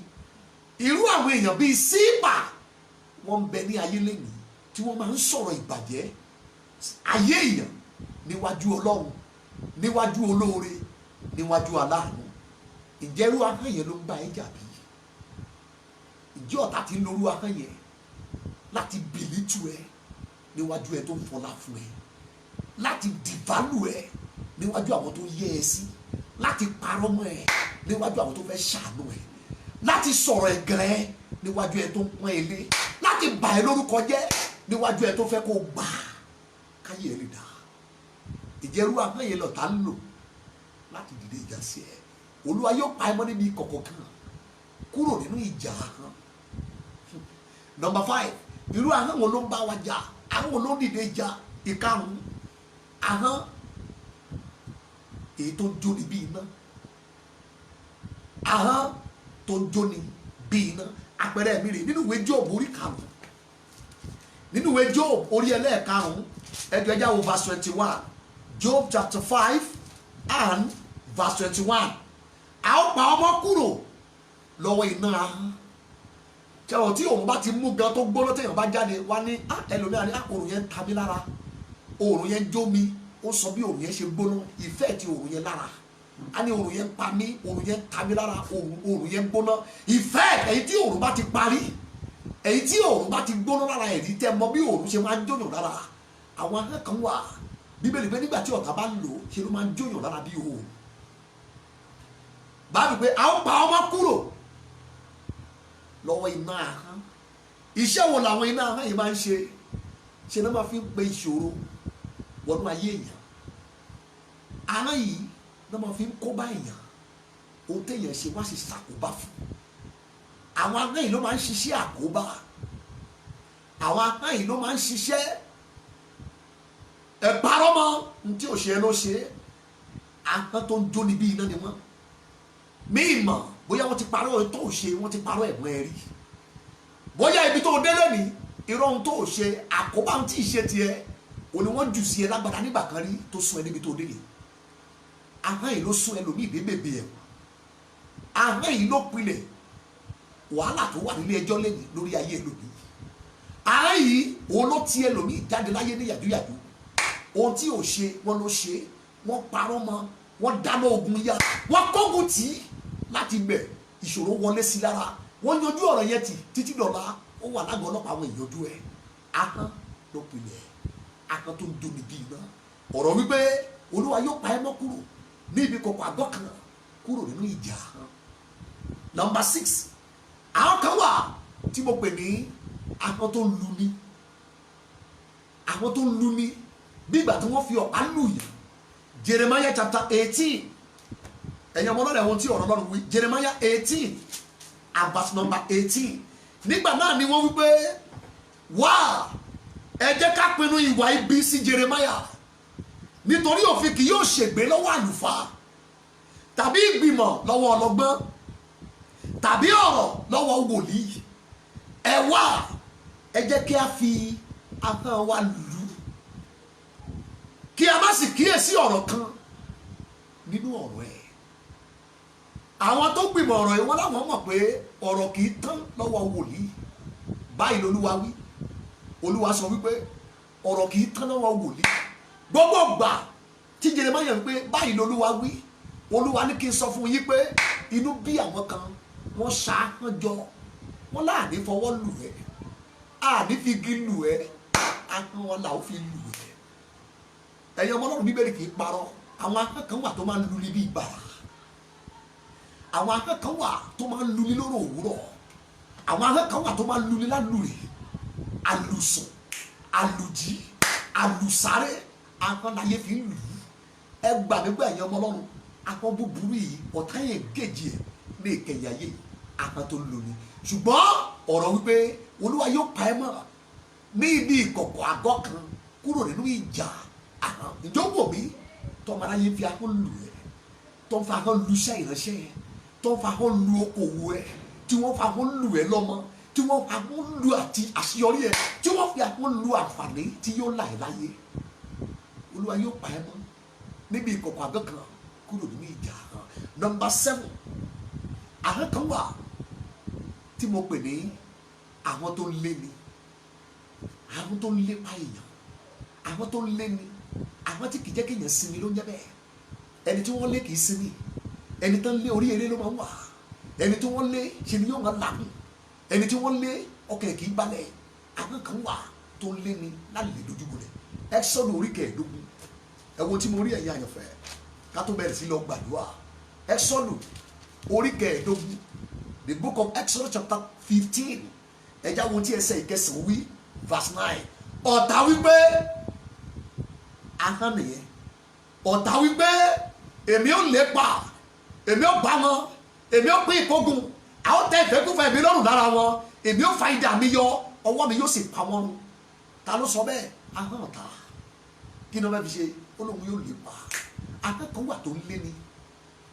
Ahọ́n kan wà tí ọ̀tá máa ń lò láti lé ológo, láti lé ọmọ Ọlọ́run, láti lé ni lálépa, àlédojúbọlẹ̀, àléṣeléṣe, àléwọ̀sàré. Àwọn kan wà tó máa ń lé ni ní yàjóyàjó, tó máa ń lé ni ní wìwì. Àwọn ọ̀tá ni wọ́n. Ọ̀tá ń lo àwọn èyí níkẹyìn láti dá ayé ènìyàn dúró. Ọ̀rọ̀ wípé Olúwa yóò pa ẹ́ mọ́ níbi ìkọ̀kọ̀ àgọ́ kan, kúrò nínú ìjà. Number 8, ibẹ̀ ni màá ti dúró. Ahọ́n kẹjọ, òun ahọ́n tí mo pè ní ahọ́n ìsọtẹ́lẹ̀ ibi. Ahọ́n ìsọtẹ́lẹ̀ ibi. Ahọ́n tó sọtẹ́lẹ̀ ibi lórí ayé ènìyàn. Ẹ wo bí ẹ̀yin àyànfẹ́, Isaiah chapter 8, ó ti Báíbù sọ nípa àwọn ahọ́n yẹn rèé. Àìsáyà orí kẹjọ ẹsẹ̀ ìkẹwàá, Isaiah 8 verse number 10. Ẹ gbìmọ̀ pọ̀ yóò sì di asán, ẹ sọ̀rọ̀ náà kì yóò sì dúró, ẹ sọ̀rọ̀ náà kì yóò sì dúró. Kí ló fà á? Nítorí pé Ọlọ́run wà pẹ̀lú wa. Ọ̀rọ̀ kan wà tí o gbọ́dọ̀ dúró tí wọ́n fi ahọ́n sí ẹ, àwọn tó ń sọ ìsọtẹ́lẹ̀ ibi. Irú àwọn ahọ́n wo ni mò ń sọ yìí? Ahọ́n tó ń pọ̀fọ̀, ahọ́n tó ń pògèdè, ahọ́n tó ń pe àyájọ́, ahọ́n tó ń pe gbólóhùn òkùnkùn lórí ayé ẹ̀. Ẹyẹ ọmọ náà lọ́jà gbàdúrà. Ahọ́n tó sọtẹ́lẹ̀ ibi ni wọ́n. Ìsọtẹ́lẹ̀ òkùnkùn ni nígbà tẹ́nìkan bá ń pe ògèdè lé ẹ lórí. Ìsọtẹ́lẹ̀ òkùnkùn ni nígbà tẹ́nìkan bá ń pe àyájọ́ lé ẹ lórí. Ìsọtẹ́lẹ̀ òkùnkùn ni nígbà tẹ́nìkan bá ń ka bíbélì òdì lé ẹ lórí. Ìsọtẹ́lẹ̀ òkùnkùn ni nígbà tẹ́nìkan bá ń ka kùránì òdì lé ẹ lórí. Ìsọtẹ́lẹ̀ òkùnkùn ni wọ́n. Ahọ́n kan wà aláti yà wọ́n lódì, aláti gé wọn. Tó o bá fẹ́ sọ̀tì láyé, tó o bá fẹ́ lọ ní àwùjọ tá a wà yìí, júbà májẹ̀mú nì nítorí ibi òkùnkùn ayé wọn nì ó kún fún ibùgbé ìkà.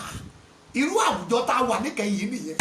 Àwọn ahọ́n tó ń sọ tẹ́lẹ̀ ibi, ahọ́n tó ń gbàdúrà òdì lé ẹ lórí, ahọ́n tó ń pàfọ̀ pògèdè lé ẹ lórí, ahọ́n tó ń pe àyájọ́ lé ẹ lórí, ahọ́n tó ń ka 6 and 7 books of Moses lé ẹ lórí, ahọ́n tó ń pe ògèdè lé ẹ lórí, ahọ́n tó ń pe àyájọ́, ahọ́n tó ń ka bíbélì òdì ní ìdoríkodò, ahọ́n tó ń ka kùránì òdì lé ayé ènìyàn lórí. Ìsọtẹ́lẹ̀ òdì ni wọ́n. Aláti já wọn ahọ́n ìka já wọn wẹ́lẹ́wẹ́lẹ́. Ọ̀pọ̀ ni wọ́n ti bàláyé jẹ́. Ọ̀pọ̀ ni Ọlọ́run ti fún ní ilẹ̀kùn tó ṣí. Ìsọtẹ́lẹ̀ òdì nínú ahọ́n òdì náà fi pọ̀fọ̀ lé wọn lórí. Ilẹ̀kùn yẹn ti pa. Wọ́n dá ayé ẹlòmíì dúró kó má bàa rí ilẹ̀kùn yẹn lò. Wo bí níbo ni wọ́n ti ń pọ̀fọ̀ lé ẹ lórí? Níbo ni wọ́n ti ń pe àyájọ́ lé ẹ lórí? Níbo ni wọ́n ti ń pe ògèdè lé ẹ lórí? Níbo ni wọ́n ti ń ka bíbélì òdì lé ẹ lórí sà? Àwọn wo ni wọ́n gba àdúrà òdì ní òhò lé ẹ lórí? Àwọn wo ló lọ gba àdúrà òdì àti aṣọ òdì lé ẹ lórí? Àwọn wo ló sọ tẹ́lẹ̀ òdì? Bó o gbọ́dọ̀ ju bó ṣe wà yìí, bó o gbọ́dọ̀ bímọ, bó o gbọ́dọ̀ pẹ́ nílé ọkọ, pé wà á padà délé mo ṣúbẹ̀ yìí, pé ò ní jèrè ọmọ láyé. Irú àwọn ahọ́n wo lórí kó gbé nǹkan ńlá tó wà lọ́wọ́ ẹ wá, pé kó jùlẹ̀ kó gbọ̀rún lọ? Àwọn wo ló ń bá ẹ sọ̀rọ̀ kó o máa ṣe tó lòdì sí ayé ara ẹ? Mo ń sọ nípa àwọn ahọ́n tí wọ́n fi rú àṣàsí àti èdì. Mo ń sọ nípa àwọn ahọ́n tí wọ́n fi sọ̀rọ̀ pé kò ṣe ra ẹ. Mo ń sọ nípa àwọn ahọ́n tí wọ́n fi ń sọ̀rọ̀ pé kéèdì ayé mú ẹ. Mo ń sọ nípa àwọn ahọ́n ètí ẹnìkan fi ń sọ̀rọ̀ pé kò ṣàṣìṣe tí ò ní ní ojútùú mọ́ tó ló ẹ ló fi jáde láyé. Àwọn ahọ́n mẹ́jẹ̀ẹ̀jọ yìí òun ni mo pè ní ìjà ahọ́n. Èyí tó ń tilẹ̀kùn nígbà tí Ọlọ́run ṣílẹ̀kùn, èyí tó ń palẹ̀kùn dé nígbà tí Ọlọ́run ṣílẹ̀kùn, èyí tó ń la ọ̀nà nígbà tí Ọlọ́run la ọ̀nà ṣùgbọ́n tí ahọ́n yìí ń dí ọ̀nà padà. Mo sọ nípa àwọn ahọ́n tí wọ́n fi dínà mọ́ ẹ nígbà tí Ọlọ́run gbìyànjú láti la ọ̀nà. Mo sọ nípa àwọn ahọ́n eléyìí tí Ọlọ́run fi ń ṣílẹ̀kùn, tọ́lọ́run gbìyànjú láti ṣílẹ̀kùn fún ẹ ṣùgbọ́n táwọn ahọ́n búburú yìí tí wọ́n fi ń palẹ̀kùn dé. Mo sọ nípa àwọn ahọ́n èyí tó ń bá ẹ sọ pé kó dá wà kí gbogbo olóore kí wọ́n rìtáyà kan fi ẹlẹ̀. Mo sọ nípa àwọn ahọ́n tí wọ́n fi pàṣẹ fún àwọn aláàánú ẹ̀ kó back off kán lè dá ẹ̀dá. Ẹ̀yẹ ọmọdé rẹ̀ já ń gbàdúrà. Àwọn wo ló ń bá ẹ jà? Ta ló fi ahọ́n òdì gbà ẹ́ nímọ̀ràn kó má gbé ìgbésẹ̀ tọ́lọ́ ní kó gbé?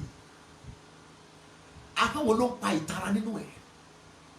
Ahọ́n wo ló ń pa ìgbóná ọkàn nínú ayé ẹ̀? Ahọ́n wo ló ń pa ìmọ̀ràn rere láyé ẹ̀? Ahọ́n wo ló fọ̀rọ̀ lọ? Ahọ́n wo ló ró àlá ẹ fún? Ìgbà tó o máa tú àlá fún ẹ, ó lé ẹ jáde nínú àlá ẹ. Ahọ́n wo ló rọ ìran ẹ fún? Ìran rere ọ̀run tó lọ́n fi hàn ẹ́. Nígbà táwọn máa tú ìran ọ̀run fún ẹ, ṣe ni wọ́n lé ẹ jáde nínú ìran yẹn. Ṣe ni wọ́n já àlá yẹn gbà. Wọ́n dẹ̀ lọ tà forí olórí. Ẹ̀yin ọmọ Ọlọ́run ẹ já gbàdúrà. Ìjà ahọ́n ó ń lọ níkẹyìn. Ọlọ́run ti fún ẹ nílẹ̀kùn tó ṣí. Ahọ́n láyé fi tì í pa. Ọlọ́run ti yan olóore tiẹ̀. Ṣe ni wọ́n sàsí ẹ pé kò fi ahọ́n ara ẹ pé kò fi ṣe ra ẹ. Ẹ̀yin ọmọ Ọlọ́run ẹ já gbàdúrà. Ọ̀rọ̀ lẹ́nìkan sọ sólórí ẹ̀ lólórí bínú padà. Olóhùn mọ̀ pé bó ṣe ń sọ̀rọ̀ rí ọ̀tọ̀ ní tó ń dẹ̀ gbọ́ nípa ẹ̀ ló ń ṣe ní kò wá wá ṣe lóore àṣẹ bó ṣe ń sọ̀rọ̀ rí kò mọ̀ pé tó fẹ́ ṣe olóore iwájú ẹ̀ báyìí ló wà fúnra rẹ̀ ọ̀tá wípé àwa ò lọ́wọ́ lọ́rọ̀ ẹ̀ ẹnu ara ẹ̀ ní kẹjọ fi ṣe ra ẹ̀ ẹ já lọ pé Jésù ká gbàdúrà lónìí ẹ̀yàn ọmọ Ọlọ́run ká tó lọ gbàdúrà tó o bá wò mí láàárọ̀ yìí tó o ti ní Jésù gẹ́gẹ́ bí Olúwa àti olùgbàlà wo bí wò ewu tó burú bẹ́ẹ̀ wọ́n rán mi sí ẹ̀ pé kí n pè ọ́ wá sílé Olúwa ní kí n sọ fẹ́ pé òun fẹ́ràn ẹ̀ dọ̀la ó lóun nìkan ní candidate tó fẹ́ kó o ṣe rere láyé Ọlọ́run nìkan òun ló wà nídìí kó dé èèyàn gbogbo eléyìí tó kù Bíbélì wípé wọ́n bá ẹnu náà fi rẹ́rìn ṣùgbọ́n ète búburú ló wà ní àyà wọn sí ẹ dáṣọ àti Bíbélì pé má gba ẹnìkan gbọ́ má gba ọ̀rẹ́ kan gbọ́ Ọlọ́run nìkan nípasẹ̀ Jésù Kristi òun ló fẹ́ kó dé èèyàn láyé tó bá wò mí láàárọ̀ yìí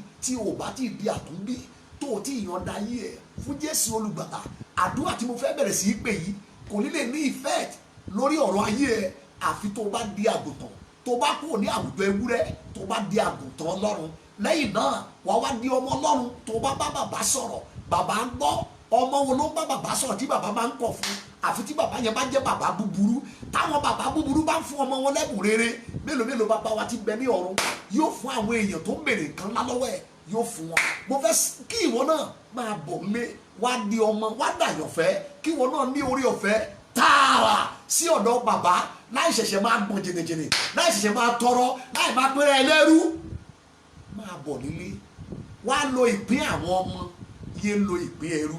If you are looking at me today even now and you are yet to surrender your life to Jesus Christ now tó o dẹ̀ ti gbọ́ ọ̀rọ̀ bí eléyìí o fẹ́ bọ́ lọ́wọ́ ìjà hàn èyí tó ń lọ nínú afẹ́fẹ́ láyé lẹ́ni sáà láyé ká tàbí lọ́nà jíjẹ ìwọ náà fẹ́ bọ́ lọ́wọ́ ìjà hàn o fẹ́ kí Ọlọ́run pa ẹmọ́ níbi ìkọ̀kọ̀ àgẹ́ kan kúrò nínú ìjà hàn o lè fẹ́ bọ́ lọ́wọ́ ahọ́n tó ń jó níbí iná tó ń lu níbí bí bàrà tó ń lu níbí igi tó ń lu níbí kòbókò inú Jésù ló ti lè jàjàbọ́ o ti pinnu báyìí ìjọ ti ṣetán tó o bá ti ṣetán láti yọ̀ǹda ayé fún Jésù pẹ̀lú òtítọ́ àyà ẹ láì tanra ẹ gbé ọwọ́ ẹ sí ọkàn àyà ibi tó ti ń wò mí wọ́n máa sọ tẹ̀lé mi pẹ̀lú ìgbàgbọ́ sí Ọlọ́run máa sọ pé bàbá mo tọ̀ ọ́ wá ní orúkọ Jésù mo jẹ́wọ́ pé ẹlẹ́ṣẹ̀ ni mí ṣùgbọ́n lónìí mo jẹ́wọ́ ẹ̀ṣẹ̀ mi mo sì kọ̀ wọ́n sílẹ̀ torí a kọ wípé ẹni tó bá jẹ́wọ́ ẹ̀ṣẹ̀ sílẹ̀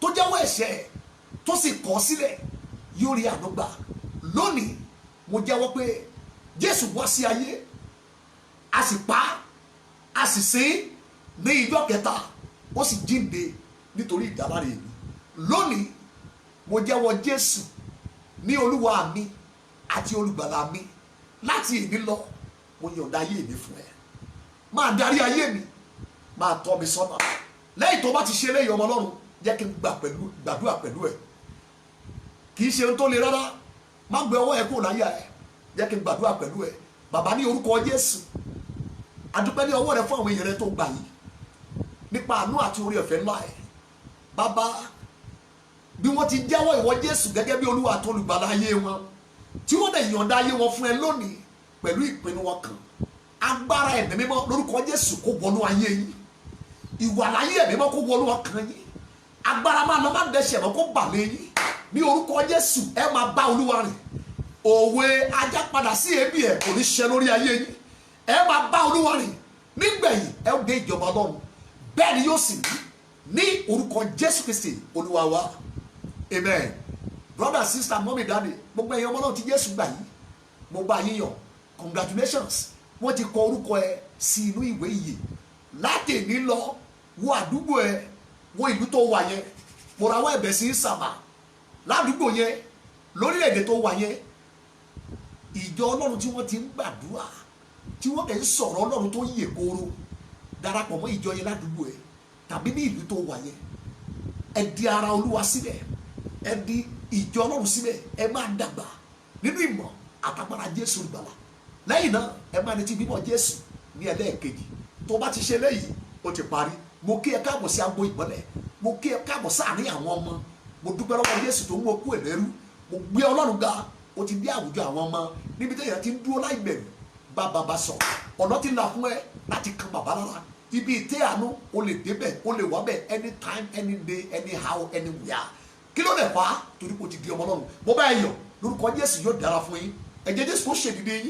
Ìgbàlà yẹn ò ní bọ́ lọ́wọ́ ẹ. Wà á bá Ọlọ́run dìde òpin. Nígbà ìgbẹ́yìn àwùjọ dé ìjọba Ọlọ́run. Praise the Lord. Hallelujah. Àtẹ̀yìn àti gbogbo àwọn ará ilé ìgbàgbọ́ tá ti wà nílé tẹ́lẹ̀ tá ti jẹ́ ọmọ tẹ́lẹ̀ lọ́nà Kristi. Ẹ jẹ́ wá gbàdúrà. Àkòrí mi ìfẹ́ kẹ́ fi ṣeré o. Ìjà hàn. Olúwa wípé èmi yóò gbà ẹ́ kúrò nínú ìjà hàn. Olóhùn ó pa wá mọ́ níbi ìkọ̀kọ̀. Ìjà hàn ó lọ nínú afẹ́fẹ́ lẹ́nu sá. Láti ilé bàbá la fẹ́ sọ ni. Tàbí ilé ìyá. Tàbí látọ̀dọ̀ àwọn alálẹ̀. Ilẹ̀ ìpìlẹ̀ ilé wa. Ibikíbi ni ìjà hàn ti lè dìde sí àyàmọ́. Báyìí ni àwọn orúkọ Jésù. Pẹ̀lú ìtara ní kẹjá gbàdúrà. Number 1 prayer point lélẹ́yìí. Ẹjá tètè nítorí orí afẹ́fẹ́ àkókò wa kìí sábà pọ̀. Ẹ pe orúkọ Jésù pẹ̀lú ìtara. Báyìí lẹ́ ó wí. Ẹ̀yin ahọ́n tẹ́ sára yín jọ. Tí ẹ̀ ń lu ayé mi àti iṣẹ́ mi bí ẹni lu aṣọ òfì. Ṣé ẹ gbàgbé o? Nínú ìwé Lúùkù orí kìíní. Ìdájọ́ wa rèé, ìdájọ́ tá a fẹ́ fún àwọn yẹn Lúùkù orí kìíní ẹsẹ̀ 20 ló wà.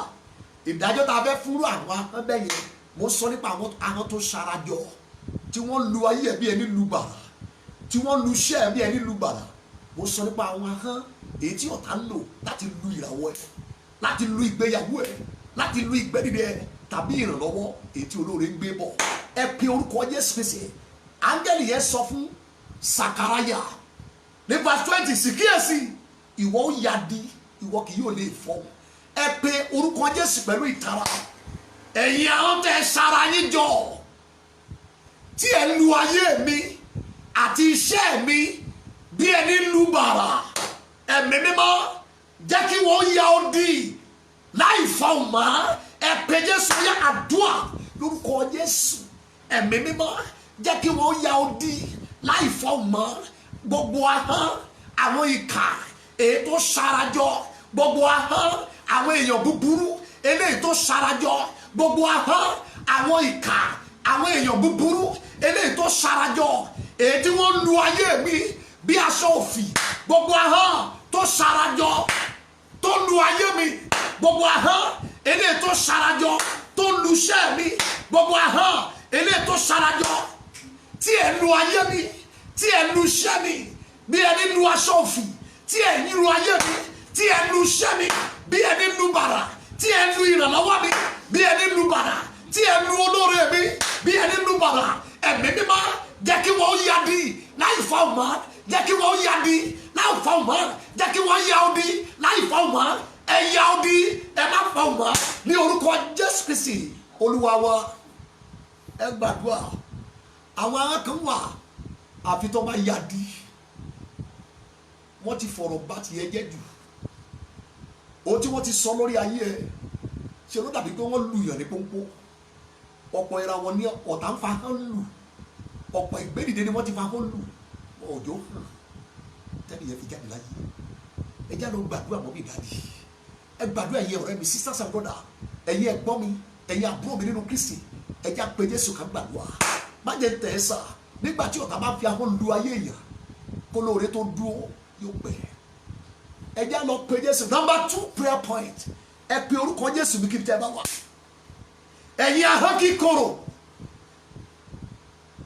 tẹ́ ń sọ olóore mi di ọ̀tá mi. Ẹ̀mí mímọ́ jẹ́ kí ohùn ó ṣàkì lórí ọ̀rọ̀ ayé mi. Ẹ pe Jésù. Ó yá àdúrà lórúkọ Jésù, lórúkọ Jésù, lórúkọ Jésù. Bàbá jẹ́ kí ohùn ó ṣàkì lórí ọ̀rọ̀ mi, jẹ́ kí ohùn ó ṣàkì lórí iṣẹ́ mi, jẹ́ kí ohùn ó ṣàkì lórí ọmọ mi, jẹ́ kí ohùn ó ṣàkì lórí ìdáwọ́lé mi, jẹ́ kí ohùn ó ṣàkì lórí ìràwọ̀ àti àyànmọ́ mi, jẹ́ kí ohùn ó ṣàkì. Ẹ̀mí mímọ́ o, gbogbo ahọ́n kíkorò eléyìí tó ń sọ olóore dọ̀tá mi, tó ń sọ mí dọ̀tá olóore. Ẹ̀yin ahọ́n kíkorò tẹ́ ẹ bẹ́ sọ olóore aláàánú mi di ọ̀tá mi. Ẹ̀yin ahọ́n kíkorò tẹ́ ẹ bẹ́ sọ ayé mi di ọ̀tá olóore mi, tẹ́ ẹ bẹ́ sọ mí di ọ̀tá aláàánú mi. Ẹ̀mí mímọ́ ẹ ẹ̀mí mímọ́ jẹ́ kí òun ṣákì látẹ̀lé lọ jẹ́ kí òun ṣákì ní orúkọ Jésù. Akọ wípé Olúwa mú ìmọ̀ orílẹ̀-èdè dasán ó mú àrékérekè àwọn èèyàn ṣákì. Olúwa jẹ́ kí òun ṣákì gbogbo àwọn kíkorò tó sọ lóore náà tàbí gbogbo àwọn kíkorò tó sọ láàánú náà tàbí ẹ̀mí mímọ́ jẹ́ kí òun ṣákì láti èrí lọ ní orúkọ Jésù Kristi Olúwa wa. Amen. Ẹ pray ẹ̀yà yọ̀fẹ́ ọ̀rọ̀ ni wọ́n sọ níwájú olórí lólórí bá padà. Ẹnìkan ló lọ bà ẹ̀jẹ̀ wájú ẹ̀, ẹnìkan ló lọ sọ̀rọ̀ ẹ ní ibi fún, ẹnìkan ló lọ parọ́ mọ́ ẹ níwájú ẹ̀ akànnì. Egbò adásùn ní bẹ lára ayé ẹlòmíì akànláyé fi dá légbò. Èṣìṣì wọ́n tọ́ ẹlòmíì níjọba tẹ̀mí tí wọ́n lé egbò ẹ̀ èyí tí ọmọ aráyé fi ṣá ní ìdá ló dé légbò ló dolójú níjọba tẹ̀mí. Ẹ̀yin ọmọ náà rẹ̀ já gbàdúrà ogun bẹ nínú ayé. Ìmí kò rẹ́ni bá gbẹ́rù ẹ̀ kó lọ pokùnso, kò rẹ́ni bá gbẹ́rù ẹ̀ Ọlọ́run ti yẹn láàánú tì í. Kìrìsìtẹ́nì ni ahọ́n ni wọ́n fi bàjẹ́ níwájú aláàánú. Àdáwí àdásọ iṣẹ́ ahọ́n ayé ni ẹni tó náà fẹ́ lò fún àyíká ẹ ló wà. Ahọ́n ni wọ́n fi bà ẹ́ jẹ́ níwájú ẹ. O tó burú lélẹ́yìí nígbà táwọn yẹn bá fi ahọ́n bà ẹ́ jẹ́ níwájú ọkọ ẹ. Ọjọ́ wo ni ó rí náà rí ẹ? Ẹnìjọ́ máa gbé ọ̀tọ̀ lẹ́ni tó wò. Ó ń rí wọ ni ó wù ẹni kò rí ẹ, ọ̀tọ̀ lẹ́ni tó ń rí ìwọ ló kàn wù. Ẹ já lọ gbàdúrà number 3 prayer point. Ẹ kígbe níbi tí ẹ bá wà. Ẹ̀yin ọmọ náà tí ìdájú ìṣẹ́gun yín dájú láàárọ̀ yìí. Ẹ̀yin ahọ́n tẹ́ ń pọ̀fọ̀, tẹ́ ń pògèdè, tẹ́ ń pe àyájọ́, tẹ́ ń gbàdúrà òdì lórí ògo àti ìràwọ̀ mi. Ẹ gbàdúrà o number 3 prayer point yẹn pẹ̀lú ìtara ní kẹ́ fi gbà á. Àgbọ̀ tó ń gbọ́ nínú mẹ́sẹ̀jì bí eléyìí ogun bẹ láyé àwọn èèyàn èyí tó ń jà wọ́n ṣùgbọ́n tí wọ́n mọ̀ díẹ̀. Orúkọ Jésù lẹ́ẹ̀kan ṣoṣo báyìí ni kẹ́ wí. Ẹ̀yin ahọ́n tẹ́ ń pọ̀fọ̀, ẹ̀yin ahọ́n tẹ́ ń pògèdè, ẹ̀yin ahọ́n tẹ́ ń pe àyájọ́, ẹ̀yin ahọ́n tẹ́ ń gbàdúrà òdì lórí ògo mi àti ìràwọ̀ mi. Ẹ̀mí mímọ́ jẹ́ kí wọ́n gẹ́ra wọn jẹ, kí wọ́n má fọ̀ mọ́. Ẹ pé Jésù yà dùà lórúkọ Jésù. Ẹ máa gẹ́ra yín jẹ, ẹ ní fọ̀ mọ́. Ẹ gẹ́ra yín jẹ kẹ́ ẹ má fọ̀ mọ́. Ẹ̀yin ahọ́n tẹ́ ń pọ̀fọ̀, ẹ̀yin ahọ́n tẹ́ ń pògèdè, ẹ̀yin ahọ́n tẹ́ ń pàyájọ́, ẹ̀yin ahọ́n tẹ́ ń ka Bíbélì òdì, ẹ̀yin ahọ́n tẹ́ ń ka Kùránì òdì, ẹ̀yin ahọ́n tẹ́ ń gba àdúrà òdì lórí ògo mi àti ìràwọ̀ mi láyé. Ẹ̀mí mímọ́ jẹ́ kí wọ́n gẹ́ra wọn jẹ. Ẹ gẹ́ra yín jẹ, ẹ ní fọ̀ mọ́. Ẹ gẹ́ra yín jẹ, ẹ ní fọ̀ mọ́. Àwọn yìí kò gẹ́ra yín jẹ lórúkọ Jésù. Ẹ gẹ́ra yín jẹ, ẹ ní fọ̀ mọ́. Ẹ gé ara yín jẹ látẹ̀lé lọ. Ẹ gẹ́ra yín jẹ kẹ́ ẹ má fọ̀ mọ́. Bẹ́ẹ̀ ni kò rí lórúkọ Jésù Kristi Olúwa wa. Amen. Ẹ jẹ́ fún ilé rẹ̀ bonus lẹ́yìn náà máa Olúwa yóò rò láti gbàdúrà fún yín. The number 4 yìí bonus ni. Ẹ tún àdúrà yìí gbà. Ẹ tún mẹ́sẹ̀gì yẹn gbọ́. Ẹ download ẹ̀ sórí device yín. Ẹ tún gbọ́ kẹ́ ẹ tún gbà. Ẹ pe orúkọ Jésù ní gbogbo ibi tí ẹ bá wà. Bonus ni o the last one yìí. Ẹ gbà á torí àkókò ayélujára ni. Bonus yẹn fi lé ẹ pe orúkọ Jésù lẹ́ẹ̀kan ṣoṣo. Báyìí lẹ́wọ̀ wí ẹ̀mí mímọ́ níwájú olóore mi. Ẹ ṣe mí ní ẹwà titun. Olúwa ṣe mí ní ẹwà titun níwájú olóore mi. Fáráò wípé ẹ lọ pè wá. Kó tó déwájú Fáráò wọ́n ti gérun ẹ̀. Kó tó déwájú Fáráò wọ́n ti pààrọ̀ aṣọ ẹ̀wọ̀n rẹ̀. Wọ́n wẹ̀ ó wá dúró bí arẹwà ọmọkùnrin. Bó ti yọ sí palace Fáráò dìde dúró pé kí lorúkọ ẹ? Ó ní Joseph. Ọmọdún mélòó ni ẹ? 30 years. Láti bẹ̀ á pààrọ̀ ìtàn ẹ̀. Kò dúró bí ẹlẹ́wọ̀n níwájú Fáráò. Ṣe ni wọ́n ṣe lẹ́wà láti dúró níwájú alágbára. Wọn ò dédé náà ọ̀pá sí Ẹ́sítérì. Ṣe la ṣe lẹ́wà níwájú ọba àlàyé. Ẹ pé orúkọ Jésù olùgbàlà. Olúwa ẹ ṣe ayé mi ní ẹwà titun níwájú olóore, níwájú àwọn alágbára, níwájú àwọn akọni, níwájú àwọn ẹni òkè. Ẹ ṣe mí lẹ́wà padà ẹ pè Jésù ó yá àdúrà lórúkọ Jésù. Olúwa ṣe mí lẹ́wà padà, ẹ ṣe mí lẹ́wà titun níwájú olóore, níwájú aláàánú, ẹ ṣe mí lẹ́wà titun ní orúkọ Jésù. Ẹ ṣe mí ní ẹwà titun níwájú olóore, níwájú aláàánú, níwájú akọni èèyàn, níwájú àwọn alágbára, níwájú àwọn ẹni gíga, níwájú àwọn ẹni òkè. Olúwa ṣe mí lẹ́wà padà, kẹ́ni ńlá ṣe mí lóore. Olúwa gbọ́ àdúrà ní orúkọ Jésù Kristi Olúwa wa. Mo sọ tẹ́lẹ̀ lórúkọ Jésù, gbogbo ẹ̀yin olùgbọ́ mi káàkiri àgbáyé, gbogbo ẹ̀yin olùgbọ́ mi káàkiri àgbáyé, nílé aláwọ̀ dúdú àti nílé aláwọ̀ funfun, tẹ́ gbàgbọ́ nínú ìpè Ọlọ́run Joseph Ayọ̀ Babalọ́lá, lábẹ́ ìpè tí mo dúró, nínú ìpè tí mo wà, Ọlọ́run má jẹ̀mú ìpè Sákéù Òjó Ọbáfẹ́mi bàbá mi ìbà. Mo súre fún gbogbo ẹ̀yin tẹ́ gbọ́ mi, tẹ́ wò mí káàkiri àgbáyé. Gbogbo tí orere tá ti fi ìjà gbà lọ́wọ́ ẹ̀, gbogbo orere láyé tí yóò là ẹ́, tí wọ́n fi ìjà hàn jágbà mọ́ ẹ lọ́wọ́, àṣẹ jáde sí ẹ níbi tó ti ń ṣàmì pátápátá àti ní ìlọ́po ìlọ́po ìlọ́po. Ó yá gba ẹrù ayé ẹ padà lórúkọ Jésù, gbà padà nípa ipá àti agbára jíǹde Jésù gbọdọ̀. Ó yá gba ẹrù ayé ẹ padà. Àwọn tó ń bá ẹ jà lórúkọ Jésù kágé. Àwọn tó ń bá ẹ jà, tó bá ilé ẹ jà, tó bá ọmọ ẹ jà nílé bàbá, àwọn tó ń bá ẹ jà láti ilé ìyá, àwọn tó ń bá ẹ jà láti ilé àná, àwọn tó ń bá ẹ jà ní àdúgbò àti ìlú tó wà yẹn, ní orúkọ Jésù mo ti á sí ní ọ̀run bọ àwọn yẹn kí wọ́n jẹrà. Àwọn tó pe ọ̀rọ̀ òkùnkùn lé ẹ lórí, ní orúkọ Jésù ká gẹ́ra wọn jẹ. Agbára Olúwa jà fún ẹ, ó yá lọ dìde lọ ṣe rere. Ẹjọ́ tí wọ́n torí ẹ pè ní ìsàlẹ̀ ilẹ̀, nínú omi, nínú ibojì, lófurufú kejì, ẹjọ́ tí wọ́n torí ẹ pè láti bà ẹ́ láyé jẹ́, ní orúkọ Jésù àtú ẹjọ́ yẹn ká. Lọ ṣe rere, lọ dìílà, ó yá lọ ga, lọ ṣàṣejèrè, lọ kéré oko dédé. Ìrànlọ́wọ́ ní ẹ bá, àánú wá ẹ kàn ní orúkọ Jésù. Olóore tọwọ́ bá yé ẹ, àṣẹ ẹ lóore ńlá, ọ̀rọ̀ ẹ dayọ̀ padà, àlárẹ̀rẹ̀ ayé máa ṣẹ, ọ̀tá àlárẹ̀rẹ̀ ayé kò rìn lọ. Agbára Ọlọ́run kò gbìyànjú níjà, wàá lè ṣe rere.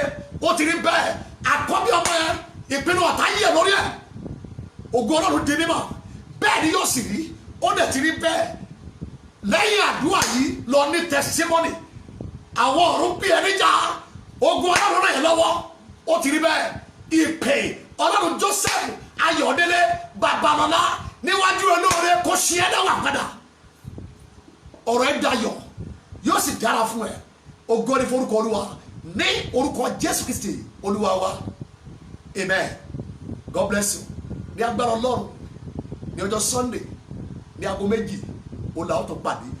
Kó tó dìgbà náà, mo fà yín lé agbára Ọlọ́run lọ́wọ́ fún ìtọ́ni, fún ìkọ́ni àti ìrànlọ́wọ́ ní orúkọ Jésù. Agbára tó tóbi jùlọ sáwọn tó gbàgbọ́ ni mo rán sí ẹ o, fún ìtọ́ni, fún ìkọ́ni àti fún ìrànlọ́wọ́. Lẹ́yìn tó kù kó ṣù yàtọ̀ lóyìn ó parí ní orúkọ Jésù. Ó yá gbàgbára Ọlọ́run, yóò sì dára fún yín. Ọ̀nà yín là, oore ọ̀fẹ́ tí bàbá kó wà pẹ̀lú yín, kó sì wà pẹ̀lú èmi náà ní orúkọ Jésù Kristi Olúwa wa. Amen. God bless you. God bless you.